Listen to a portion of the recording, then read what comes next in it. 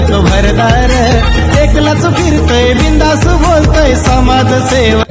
कळमूर तालुक्यामध्ये हो सर, त्या ठिकाणी आलो साहेब, त्यांना बोला एक मिनिट.